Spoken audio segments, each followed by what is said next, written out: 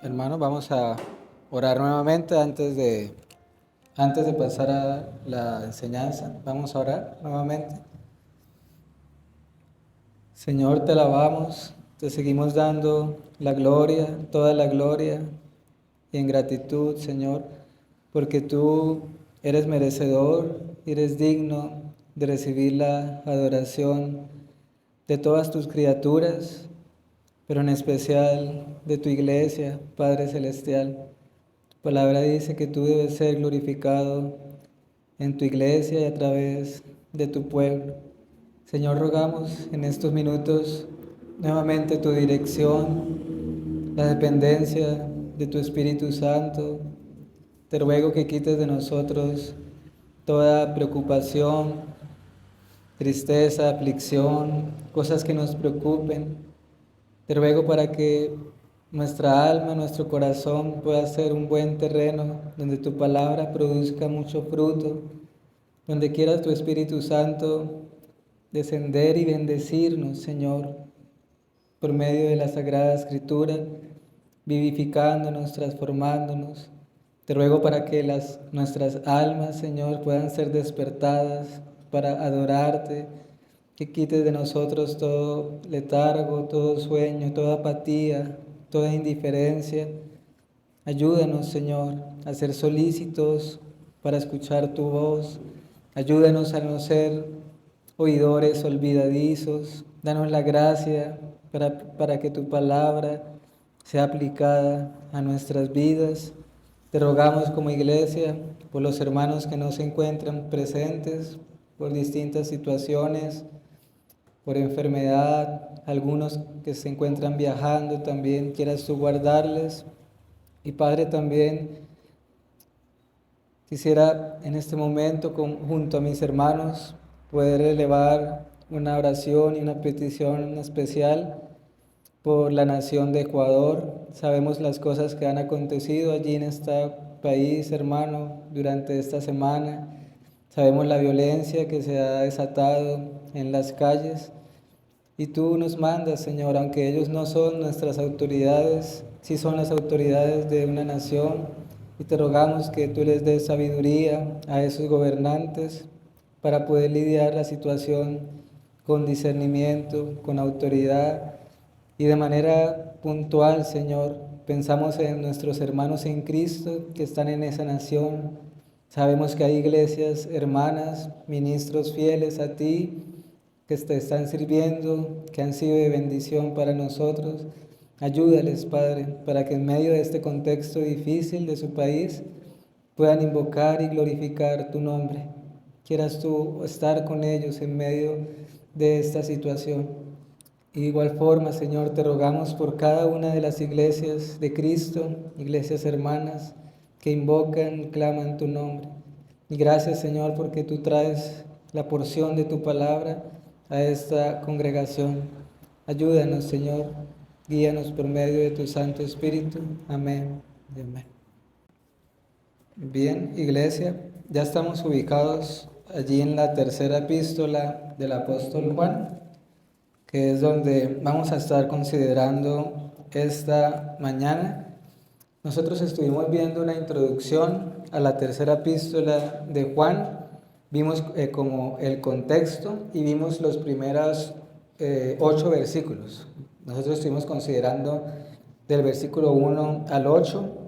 Tengo entendido que en Curití los hermanos también estuvieron viendo ese mismo pasaje, pero hermanos, aprendíamos que esta epístola, la tercera de Juan, resalta un valor cristiano, por así llamarlo, que es el valor de la hospitalidad, ¿verdad? Toda esta pequeña carta, porque solo son 15 versículos, gira en torno a esta virtud cristiana llamada la hospitalidad.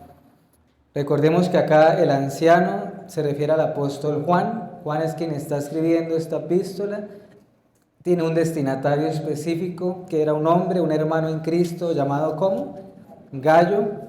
Y Juan lo que hace en la carta es elogiar a este hermano en la fe. ¿Por qué lo está elogiando? Porque Gallo está practicando, está abriendo las puertas de su hogar a aquellos que lo están necesitando y de manera puntual a creyentes en Cristo. Recordemos, hermanos, que el contexto acá es que habían varios maestros, predicadores, misioneros itinerantes que viajaban, llegaban a pueblos, ciudades o aldeas, y estos hermanos realmente necesitaban el apoyo de sus hermanos que vivían allí para ser alojados, para alimentos, o incluso la hospitalidad también iba más allá. Algunos contribuían también para que ellos pudieran continuar su viaje y con ese propósito. De modo que, por ejemplo, en el verso 5, Juan dice: amado, fielmente te conduces, le dice a Gallo, te estás conduciendo fielmente al prestar servicio a los santos, al prestar servicio a los creyentes. En el verso 8 le dice que es un deber para todos los cristianos. Nosotros pues debemos acoger a tales personas, porque esto en otro sentido es cooperar con la verdad, es ser partícipes del avance del Evangelio. Recordemos las palabras de Cristo Jesús: el que recibe a uno de sus hijos, recibe a Cristo, y el que recibe a Cristo, recibe al que lo envió. Juan 13:20. Y aunque la hospitalidad, hermanos, requiere sabiduría, requiere discernimiento, requiere prudencia también en algunos casos, no obstante, eso no quita la responsabilidad que tenemos todos de practicarla, de esforzarnos en practicarla. Ahora, hermanos, en este tiempo, en esta hora, vamos a considerar con la ayuda del Señor los versículos 9 al 15. Así vamos a dar por terminado esta epístola y también estas tres cartas que hemos considerado seguidas de Juan: primera de Juan, segunda de Juan y tercera de Juan. Así concluimos las epístolas del anciano apóstol Juan. Versículos 9 y 10. Voy a volverlo a leer rápidamente. Yo he escrito a la iglesia, pero Diótrefes, al cual le gusta tener el primer lugar entre ellos, no nos recibe. Por esta causa, si yo fuere, recordaré las obras que hace parloteando con palabras malignas contra nosotros. Y no contento con estas cosas, no recibe a los hermanos, y a los que quieren recibirlos se los prohíbe y los expulsa de la iglesia. Recordemos, hermanos y amigos, el destinatario de esta carta, ¿quién es? Gallo, ¿verdad? Este hermano en la fe. Gallo hace parte de una iglesia local. Él es miembro de una iglesia local, sirve a una iglesia local, es de utilidad a los creyentes al alojar, al practicar la hospitalidad. De hecho, todos dieron buen testimonio de Gallo, dice los primeros versículos. Vinieron unos hermanos, el versículo 3, y dieron buen testimonio de este hombre. ¿Por qué? Porque practicaba la hospitalidad, acogía a creyentes en la fe, y por eso Juan lo elogia, ¿verdad? Y le está animando a que persevere y se mantenga en esta conducta fiel.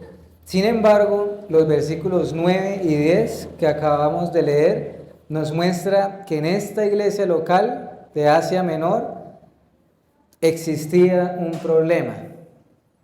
Había un conflicto, una disputa, una división en medio de esta iglesia local. Resulta que en esta congregación existía un hombre llamado ¿cómo? Diótrefes. No conocemos más datos adicionales de este hombre, de aparte de lo que se nos dice en estos dos versículos, pero lo que se nos dice en esos dos versículos es suficiente para saber qué clase de persona era, ¿verdad? El texto nos muestra, dice el versículo 9, yo he escrito a la iglesia. Es decir, Juan anteriormente ya había enviado una comunicación a esa iglesia local, una carta. Es probable que allí estuviera animando en cuanto a lo mismo, en cuanto a la hospitalidad. Pero este hombre, que no sabemos si era el pastor de esa iglesia, es probable que sí. Lo que sí sabemos es que ocupaba un papel de liderazgo en esa congregación. Tenía influencia en esa congregación. Y este hombre Diótrefes se opuso al contenido de aquella carta enviada por Juan. Se opuso. No quiso recibir ni al apóstol Juan ni a todos los hermanos en Cristo en la fe que estaban necesitando ese apoyo y esa hospitalidad. Esos maestros, predicadores, etcétera, que habían salido, ¿se acuerdan por qué? Por amor del nombre, dice el versículo 7. Porque ellos, hablando de estos maestros, salieron de sus lugares, de sus naciones, por amor del nombre de Jesús. El caso es que este hombre, que se llamaba a sí mismo creyente, que quizás era un maestro de la palabra, se estaba oponiendo a las indicaciones de Juan. Se estaba oponiendo. Y en otras palabras, ¿qué estaba haciendo este hombre, hermanos y amigos? No estaba cooperando con la verdad, ¿cierto? Si él dice acá, reciban a tales personas, porque al hacerlo cooperan con la verdad. Entonces Diótrefes lo que estaba haciendo era no cooperar con la verdad al cerrar las puertas de su casa y de la iglesia local a verdaderos hombres e hijos de Dios. Ahora, hermanos, quiero que veamos en esos dos versículos, donde quizás me voy a enfocar más, por qué este hombre actuó de esa manera. O en otras palabras, cuáles eran los pecados que vemos en este hombre Diótrefes, según lo que el mismo texto nos está enseñando. Y acá por lo menos veo unos 4 o 5 conductas pecaminosas de este individuo. Y obviamente el propósito de todo esto es examinarnos a nosotros mismos. No es solamente acá terminar de sentenciar a Diótrefes, no. Orgullo y soberbia, vemos en Diótrefes. Este hombre actúa así a causa de un gran orgullo y de soberbia. ¿Por qué? El texto nos dice que a él le encantaba una cosa: tener el primer lugar en medio de la iglesia local. Le encantaba figurar. Le encantaba a tal punto que se opuso a un apóstol de Jesucristo, al apóstol Juan. Vio en Juan, en los demás maestros que debían acoger, vio en ellos un ¿qué? Un peligro. Es increíble, vio un peligro, vio una amenaza. En vez de ver hermanos en Cristo, en vez de ver consiervos suyos, vio una amenaza para él. ¿Por qué? Podríamos resumir que era un hombre que le gustaba tener autoridad, pero no someterse a ninguna autoridad. Eso lo vemos claramente cuando Juan dice, al cual le gusta tener el primer lugar entre ellos. De modo que vemos en este hombre Diótrefes orgullo y soberbia. ¿Qué otra maldad vemos aquí en esta persona, iglesia? Sectarismo. Sectarismo. Es otro pecado que podemos inferir, deducir del pasaje, y que este pecado va muy de la mano con el orgullo también.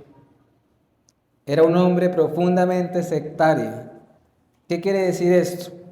Que él se veía a sí mismo y a la iglesia local como los únicos, como los únicos. El sectarismo consiste, ¿saben en qué, hermanos? En negar, en olvidarnos, rechazar la universalidad de la iglesia de Cristo. Que la iglesia de Cristo es universal, un cuerpo universal que se ve de manera visible en multitud de iglesias locales. Es un rechazo a que el cuerpo de Cristo está compuesto por muchos ¿qué? Miembros, ¿verdad? Muchas iglesias locales. El sectario cree que es el mejor y que es el único, que no debe y no puede tener comunión con nadie más. El sectario tiende a aislarse también por completo. Y esta actitud pecaminosa la vemos en este hombre Diótrefes.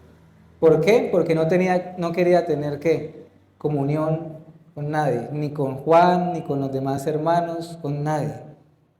Él veía todo en términos de una competencia y de celos. Y yo pensaba también, hermanos, el apóstol Juan, el que escribe esta carta, en algún tiempo de su vida fue así también. Recuerdan que Juan era un hijo del trueno, como le llama la escritura, junto con su hermano. Juan fue así, porque hubo un momento donde le dijo al Señor, Señor, había uno que expulsaba demonios en tu nombre, pero como no era de los nuestros, lo reprendimos. ¿Recuerdan ese pasaje?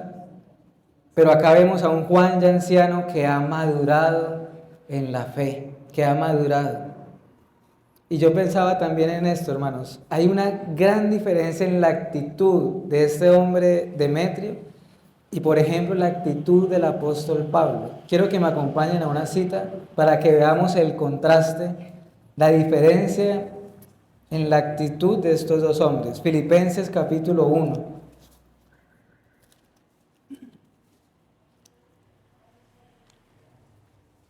Filipenses capítulo 1 del 12 hasta el 18.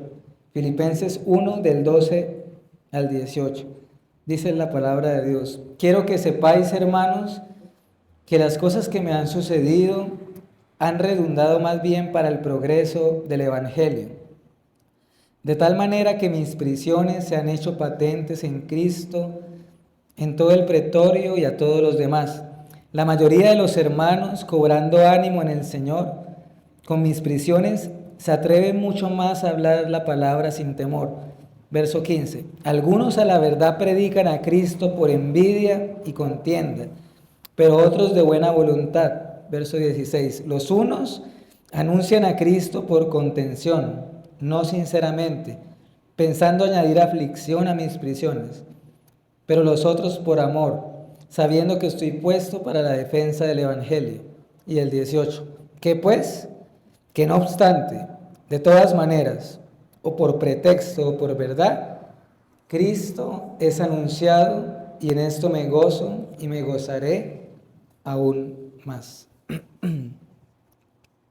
Vemos acá, hermanos, que el apóstol Pablo estaba, cuando escribió esto, ¿estaba en dónde? Pablo estaba en prisión, estaba en la cárcel. Pero no vemos a Pablo ni amargado, ni celoso, ni airado por el hecho de que mientras él esté en prisión, otros estuviesen anunciando el Evangelio de Cristo.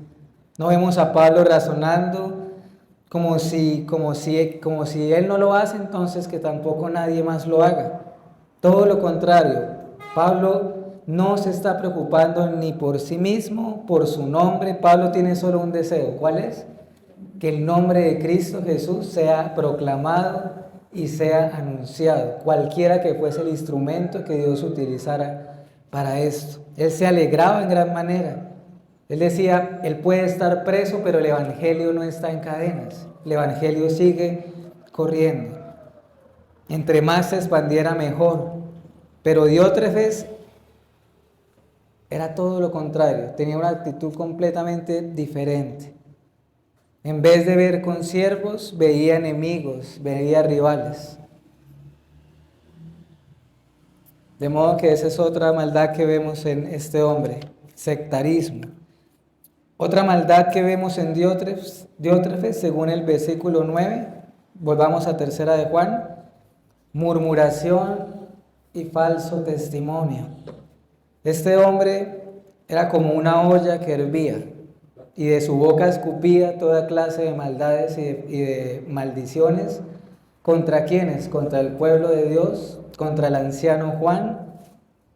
No tuvo el más mínimo temor, hermanos, para hablar en contra de un apóstol de Jesucristo. El texto dice, Juan dice de él, parloteando. ¿Qué quiere decir ese parlotear? En otra traducción de la Biblia lo traduce como que hablaba palabras malignas o acusaciones falsas contra Juan y contra estos hermanos.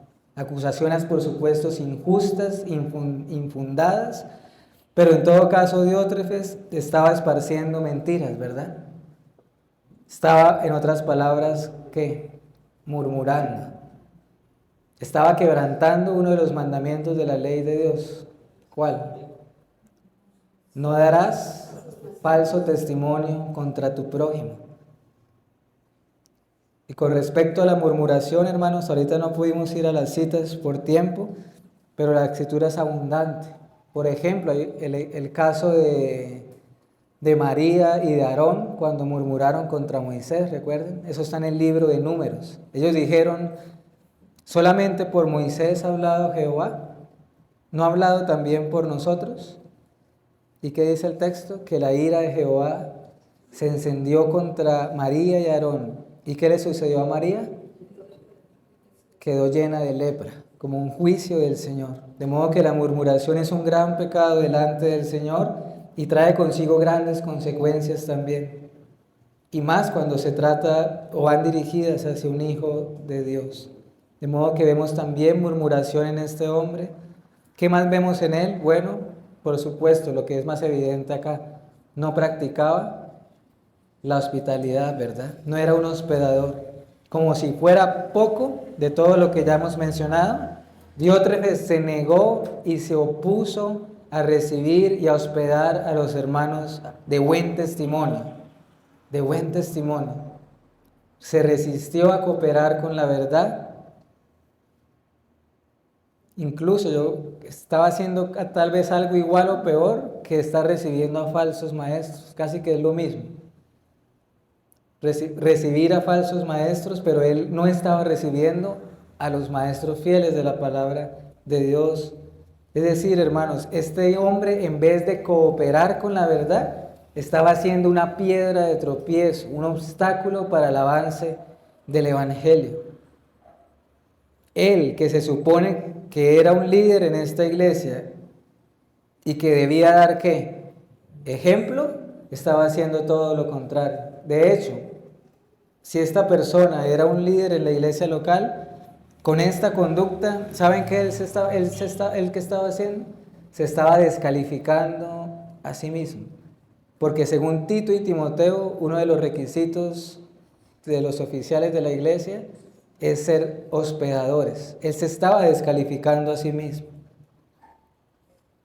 También fue un hombre que causó división, sembró división en la iglesia. En medio de esta iglesia local, en vez de huir de ella, de proteger la iglesia, estaba ocasionándola, estaba promoviendo la división, la estaba fomentando, la estaba incentivando. ¿Por qué? Porque él no solamente se negó a recibir a los hermanos, sino que ¿qué hizo? Forzó, obligó y prohibió a la iglesia, a los que querían hacerlo, que lo hicieran. Quería arrastrar a toda aquella congregación a esta práctica pecaminosa. No olvidemos, hermanos, lo que la Biblia dice con respecto a la división entre hermanos. Miren este texto. 6 cosas aborrece Jehová y aún 7 abomina su alma: los ojos altivos, la lengua mentirosa, las manos derramadoras de sangre inocente, el corazón que maquina pensamientos inicuos, los pies presurosos para correr el mal, el testigo falso que habla mentiras y el que siembra discordia entre hermanos. Eso está en Proverbios 6, versículo 16 al 19. Esta descripción, hermanos, era todo lo que estaba haciendo este hombre Diótrefes. Que Dios nos guarde, hermanos, de practicar cosas que Dios abomina, como dice el pasaje. Y así hay más textos. Por ejemplo, en Romanos 16, 17 y 18, Pablo dice esto: mas os ruego, hermanos, que os fijéis en los que causan divisiones y tropiezos en contra de la doctrina que habéis aprendido, y que os apartéis de ellos, porque tales personas no sirven a nuestro Señor Jesucristo, sino a sus propios vientres, y con suaves palabras y lisonjas engañan los corazones de los ingenuos. Romanos 16, versículos 17 y 18. Esto era Diótrefes, iglesia. En realidad, este hombre era un falso maestro. Porque piensen esto, incluso suponiendo que Diótrefes tuviera una sana doctrina, con su práctica estaba negando la fe. Con su práctica negaba la fe. Él solamente se servía a sí mismo, no era un servidor de Jesucristo. Y una última característica que vemos acá en Diótrefes. Vemos autoritarismo y una falsa disciplina. Es algo irónico lo que nos dice este versículo. Él, este individuo, era el que debía ser puesto ¿en qué? En disciplina. Pero él amenazó a la iglesia, hizo una falsa, una dañina disciplina, amenazando a todos los hermanos que querían acoger a estos buenos maestros o hermanos en la fe. Es probable que Gallo estuviera entre ellos, a los que Diótrefes amenazó. Incluso el texto nos dice que fue más allá. ¿Qué hacía?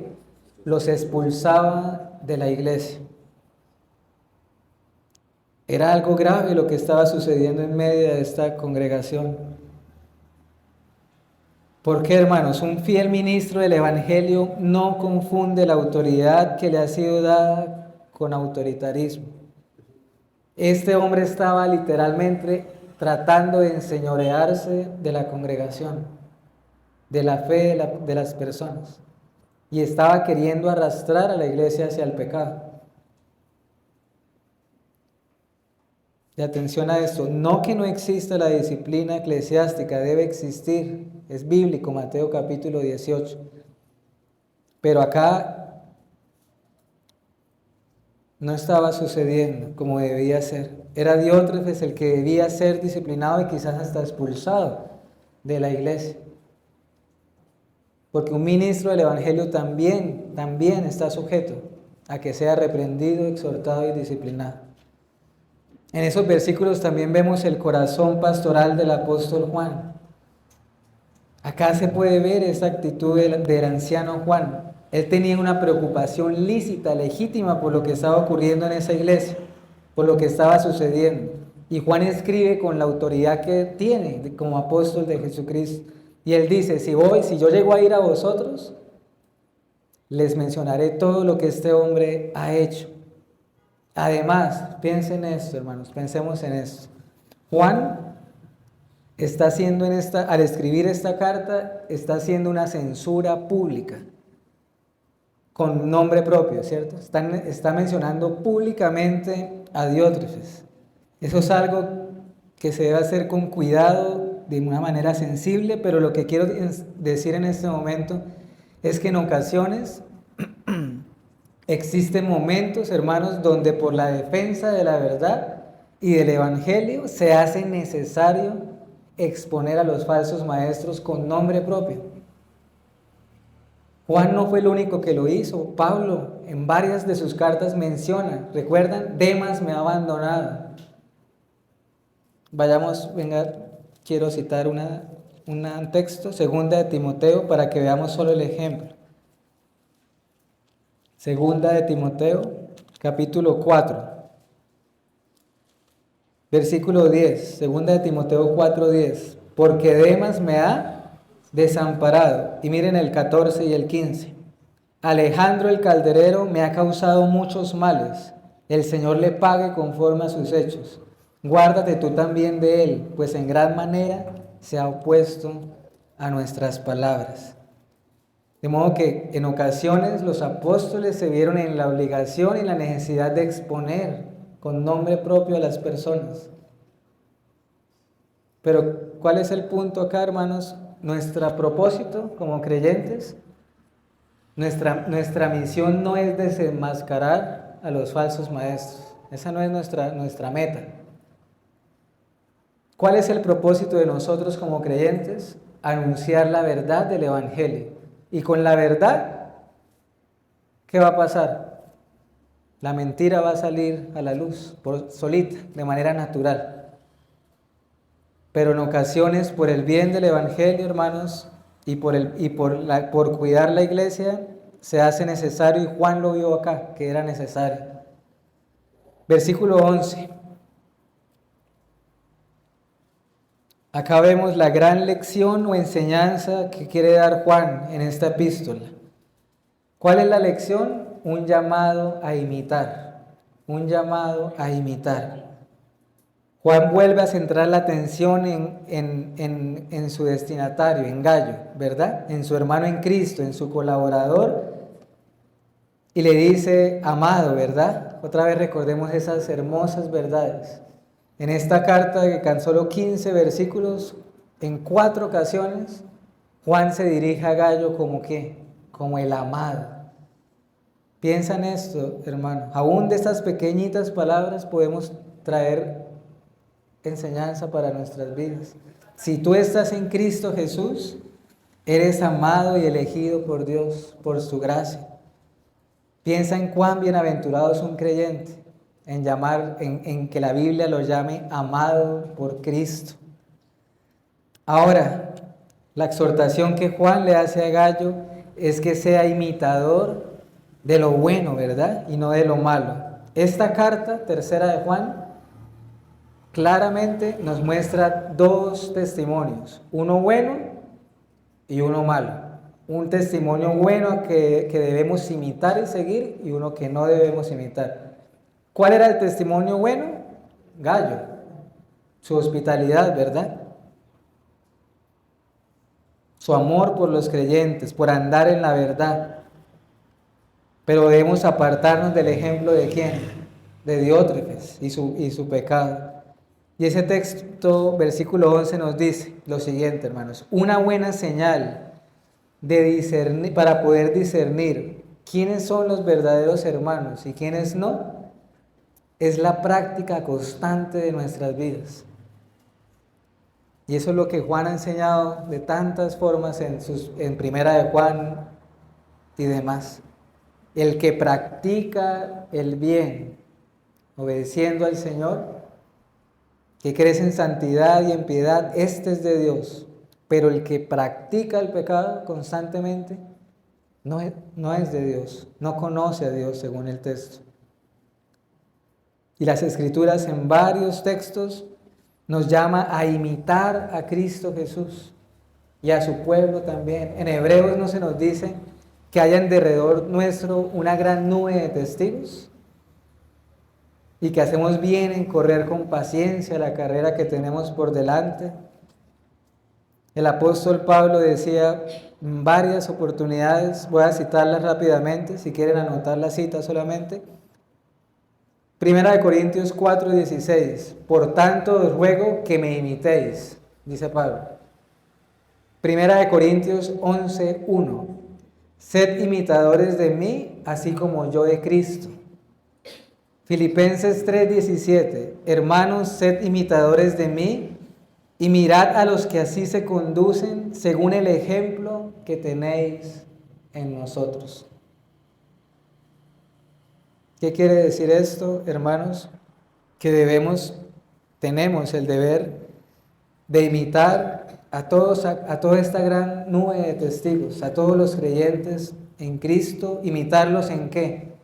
¿Cuál es el contexto de Hebreos 11? La fe, ¿verdad? Pero en última instancia, ¿a quiénes imitaron ellos? A Cristo. Pablo decía, imítenme a mí como yo imito a Cristo. Ese es el punto. Pedro también en una de sus epístolas dice, somos llamados a seguir sus pisadas, las pisadas de Cristo. De modo que acá tenemos una exhortación, un llamado a imitar lo bueno, a imitar a Cristo. Versículo 12, hermanos, para ir ya entrando en los últimos versículos. Vemos acá una recomendación. Al inicio, cuando veíamos la introducción de esta epístola, mencionaba que esta carta, tercera de Juan, puede ser considerada una carta ¿de qué? De recomendación, ¿cierto? Las cartas de recomendación, hermanos, es una práctica bíblica. Las iglesias la practicaban. ¿Qué es esto de cartas de recomendación? Que entre iglesias en la fe conocidas, cuando habían casos en que los hermanos viajaban, etcétera, enviaban la recomendación. Por ejemplo, Romanos 16, del 1 al 2. Allí tenemos un ejemplo de recomendación de Pablo.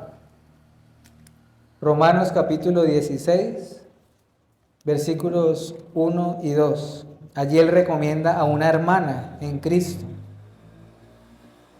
Os recomiendo, Romanos 16, del 1 al 2, os recomiendo además a nuestra hermana Febe, la cual es diaconisa de la iglesia en Cencrea. Verso 2, que la recibáis en el Señor como es digno de los santos, y que la ayudéis en cualquier cosa en que necesite de vosotros, porque ella ha ayudado a muchos y a mí mismo. Allí vemos un ejemplo de esta práctica. ¿Por qué es una carta de recomendación también tercera de Juan? En el versículo 12 se nos dice que Juan está haciéndole una recomendación a Gayo, su destinatario, de otro hombre. ¿Cómo se llamaba? Verso 12, Demetrio.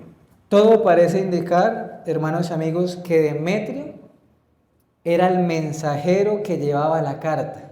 ¿Me hago entender? O sea, Demetrio era el que llevaba la carta y él se la entregó a Gayo. De modo que cuando Gayo iba a abrir la tercera carta de Juan, él iba a tener inmediatamente enfrente suyo a un hermano en el cual ya podía empezar, o empezar no, porque Gayo ya lo hacía, a seguir con su práctica de la hospitalidad. Enfrente tendría un motivo para andar aún más en la verdad, para cooperar con la verdad. Es probable que Demetrio fuera alguno de esos maestros, misioneros, itinerantes que requería y necesitaba el apoyo de sus hermanos.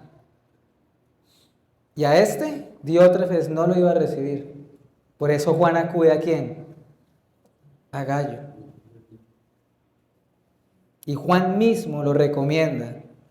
Dice el versículo 12, todos dan testimonio de Demetrio. Aún nosotros damos testimonio de él. Es un testimonio verdadero, pero note lo siguiente. Note el testimonio que se da de este hombre Demetrio. Dice, aún la verdad misma da testimonio de él. En otras palabras, Juan le estaba diciendo a Gayo que Demetrio era un hombre digno de hospitalidad. Eso era lo que estaba diciendo. Es un hombre digno de hospitalidad. Y no cabe duda, hermanos, que Gayo acogió a este hermano en la fe. Finalicemos con los últimos 2 versículos y vemos unas aplicaciones. Yo tenía muchas cosas que escribirte, pero no quiero escribírtelas con tinta y pluma, porque espero verte en breve y hablaremos cara a cara. Si notan la similitud de cómo termina tercera de Juan con segunda de Juan, prácticamente de la misma manera, ¿verdad? Es una manera muy similar como Juan termina. Pero nos muestra acá, hermanos, que el apóstol Juan tenía una preferencia. ¿A cuál preferencia me refiero? A la comunicación personal con los creyentes. Por eso le dice a Gayo, Gayo, tendría tantas cosas que escribirte, pero yo deseo verte cara a cara, hablar personalmente, hablar directamente con él. En esto también hay enseñanza, hermanos. Debemos imitar a Juan en esto. El valor de vernos, de la presencialidad, de hablar cara a cara, sin desestimar también el valor, como en su momento lo vimos con segunda de Juan, de como él lo llama acá la tinta y la pluma, ¿verdad? Porque ¿qué sería de nosotros sin la tinta y la pluma? Toda la Biblia, hermanos, se nos dio por medio de la tinta y la pluma. Y el Nuevo Testamento, las epístolas y demás. Versículo 15, el último. La paz sea contigo. Así terminan la mayoría de las epístolas, hermanos. Ese es el vivo deseo del anciano Juan para con su hermano en Cristo. Su genuino deseo, ¿cuál es? Que Gayo tenga la paz de Cristo. Y acá quisiera mencionar algo con respecto a la paz, porque a veces se ha dicho tantas cosas de la paz y se ha tratado de definir la paz y nadie sabe qué es la paz. Y la paz no es algo abstracto que no se pueda definir, hermanos. ¿Qué es la paz? La paz es la paz de Cristo. ¿Qué quiere decir la paz, hermano? La paz es cuando Dios nos reconcilia consigo mismo porque Él está enemistado con los hombres a causa de su pecado. Y la paz es que ya no hay esa enemistad, sino que Dios reconcilia al hombre consigo mismo por medio de Cristo Jesús. Esa es la paz que sobrepasa todo entendimiento, hermanos. La paz es un hecho, la paz es una realidad. La paz es un estado legal, una declaración del legal donde Dios declara justa a la persona. Y en virtud de esa declaración legal, de esa realidad, eso se evidencia en un estado emocional, en un reposo, en una tranquilidad de ya no estar enemistados con Dios, ni Él con nosotros. Pero ese versículo 15 también nos enseña algo con respecto a la comunión cristiana. Los amigos te saludan. Saluda a todos los amigos y a cada uno en particular. Acá están los saludos finales que reflejan la comunión de una iglesia local, pero no solamente en medio de una iglesia local, sino lo que se llama también la comunión intereclesiástica o la comunión entre varias iglesias locales. ¿Sí ven la diferencia con el sectarismo que veíamos ahorita de Diótrefes? Juan le dice, los amigos acá, ¿los amigos a quiénes se refiere? A sus hermanos en la fe. Los amigos aquí te mandan saludos, gallo. Salúdame tú a los amigos allá, es lo que está diciendo Juan. Pero notemos el carácter personal y específico del saludo. Dice, salúdame a cada uno en particular. Hermanos, esto es importante. Entre más específica y concreta sea una comunión, mejor. Pablo fue un ejemplo de esto, hablando de ejemplos. Ese pasaje que leímos ahorita de Romanos 16, lo leemos y todo el capítulo son salúdeme a, y todo el capítulo son saludos y saludos específicos, con nombre propio, hermanos. Lo que implica la cercanía y la comunión que se tenían unos para con otros. Finalizo con las siguientes aplicaciones. Hermanos, por supuesto, cuídate y cuidémonos de caer en la conducta de Diótrefes. Tengamos cuidado de no volvernos sectarios, divisionistas.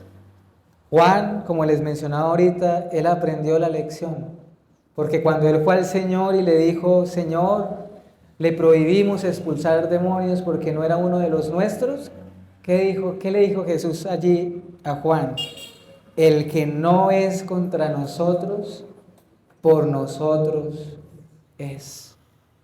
Eso está en Marcos capítulo 9, verso 38 al 40. Procuremos la unidad en medio de nuestra iglesia local, entre las iglesias también.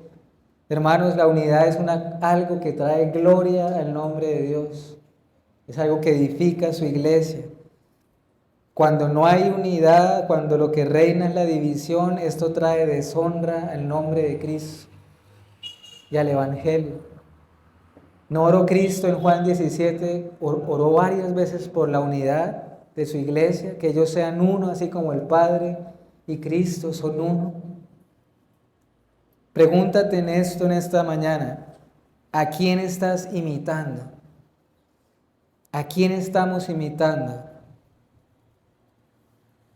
¿Estamos siguiendo las pisadas del Señor, del Maestro? ¿O estaremos siendo más como Diótrefes? ¿Nos parecemos a Gallo? ¿Se podría decir de nosotros lo que se dijo de Demetrio? Aún la verdad misma da testimonio de él. ¿Por qué, hermanos? ¿Por qué es importante esto, amigos? El ser humano, por naturaleza, es dado ¿a qué? A imitar. Todos somos dados a imitar porque somos influenciables, ¿cierto? La pregunta es, ¿a quién estamos imitando? Estamos imitando a Cristo, estamos imitando a toda esa nube de testigos, a su pueblo. Porque podríamos decir y afirmar, hermanos, dime a quién estás imitando y te diré quién eres. Porque si tu admiración y si todo lo que tú quieres es ser como Messi, nombre que quieran, eso refleja mucho, hermanos, de qué hay en nuestro corazón. Y por último, hermanos, oremos privadamente y congregacionalmente para que tengamos una mayor comunión. La Biblia le llama coinonía. ¿Qué es una iglesia local, hermanos? Una iglesia local es aquella en cuyos miembros no se puede definir como un cuerpo vivo y orgánico de creyentes que tienen la misma fe y la misma práctica en común. De modo que es algo por lo cual debemos orar y dar pasos para imitarlo. Vamos a orar.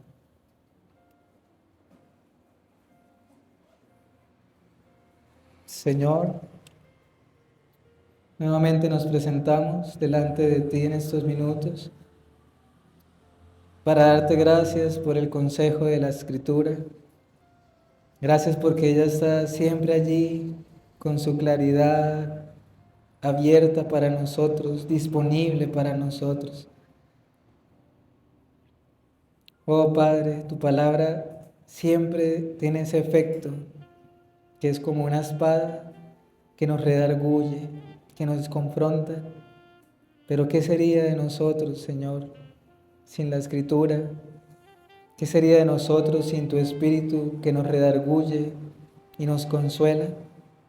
Hoy te damos gracias, Señor, por habernos permitido culminar estas cartas del apóstol Juan, preciosas, Señor. Ayúdanos a ir a ellas una y otra vez, no solamente de manera privada, que en algún momento volvamos como iglesia a ir a estos pasajes y volverlos a recordar, porque la realidad es que olvidamos con cuánta frecuencia tus verdades y tus mandatos. Oh Señor, hoy te rogamos para que nos concedas una mayor unidad en medio nuestro. Cuán hermoso es vivir los hermanos juntos en armonía. Perdónanos si hemos sido causa de tropiezo o de división. Ayúdanos, Señor. Concédenos unidad en medio nuestro. Ayúdanos a ser solícitos, dispuestos a ayudar a todos los creyentes, a cooperar con la verdad. Ayúdanos a tener una sola causa en común, a recordar que todas las cosas las tenemos en común. Quieras tú hoy, Señor, conceder la paz de Cristo a cada una de las personas aquí presentes. Llévalas a Cristo, llévanos a Cristo, reconcílianos contigo, Señor. Porque sin Cristo estamos perdidos, enemistados. Gracias, Señor, por haber enviado el ministerio de la reconciliación. Te alabamos y te damos gracias, Señor, por tanta bondad, por tanta paciencia.